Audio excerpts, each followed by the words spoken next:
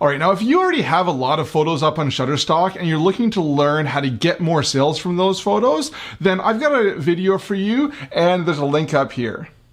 This video is really meant for people who are new to Shutterstock and how to get started selling your photos online. If that's you, then you're in the right place. All right, before I get into getting started with Shutterstock, let's talk about what it is. Shutterstock is a company that markets and resells creative content like photos. So what you can do is you upload your photos to Shutterstock and you're giving them permission to sell those photos or resell those photos to stock buyers. When they sell one of those photos, they give you a cut of that sale.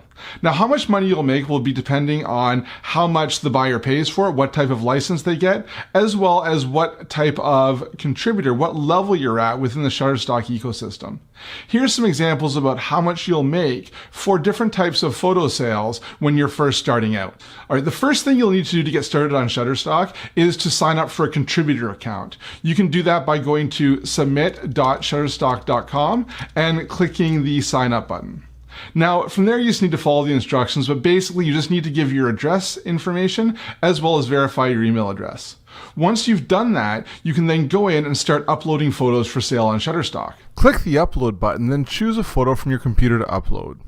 When you're starting out, don't upload all your photos, only the best ones. Over time, you'll learn the quality needed to make sales. After your photo finishes uploading, you will be taken to the Submit Content page. This is an extremely important step. Let's walk through all the options. For the image type, I assume it'll be a photo, but if you're uploading a graphic, then you would choose an illustration. For usage, if you don't have releases, then you will need to choose editorial, and there's a special format for the content of editorial descriptions.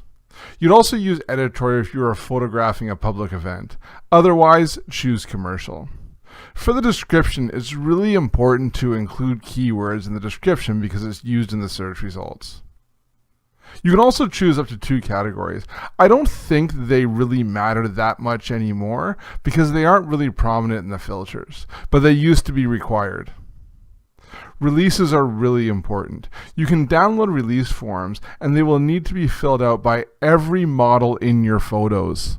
All right, now the rule of law for releases is that every recognizable person in the photo needs to have a model release to sell it as a commercial stock photo.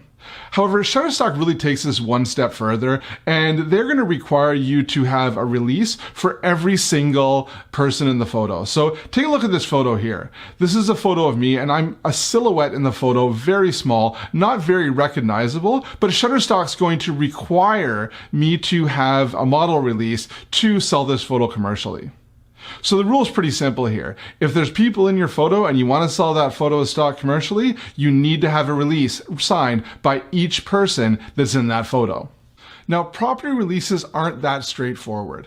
I'm going to read what it says here from Shutterstock. If your content will be licensed for commercial use, the image clip is taken on private property or is taken on public property but features distinctive private property, a property release is required. Now, the key word here in the definition is distinctive. Obviously, if you're on private property, you need to have a release to be able to show it, and you'll need to upload that release. But when you're on public property, it's a bit more of a gray area. I've taken a lot of photos like these ones where I was on public property and the buildings are distinctive. They're buildings. You can definitely tell that this is a particular house or this is a particular commercial building, but Shutterstock will still accept these. When they say distinctive, they mean a photo of, let's say, for example, the CN Tower, which is a very distinctive monument. And if you do a photo just of the CN Tower, it will get rejected without a property release. So when you're first starting out, I would recommend having property releases for everything taken on private property, and from public property, just upload the photos and see if it's accepted or not. If they're not accepted, you can always resubmit them as editorial photos. Next is probably the most important section for increasing your sales, and that's the keywords. Keywords are how buyers search and find your photos. For now, make sure you just enter 10 to 50 keywords for each photo. As you can see here, I enter a number of keywords first in Lightroom, so they're automatically imported to Shutterstock. Shutterstock will also suggest additional keywords that you can choose. To learn more about keywording, I've got a video all about keywording, and I'll put a link up here somewhere. Now you're ready to submit your photo for review. Now what Shutterstock does is they will go through and they will review every photo before it gets accepted into the collection. Typically the review is going to take 1 or 2 days before you know whether it's accepted. If it's accepted, it will automatically go for sale on Shutterstock. If it's not, you'll get a rejected reason. Now, don't expect to be a millionaire overnight. It takes time for your photos to start selling on Shutterstock, and the more photos you have, the more sales you will get.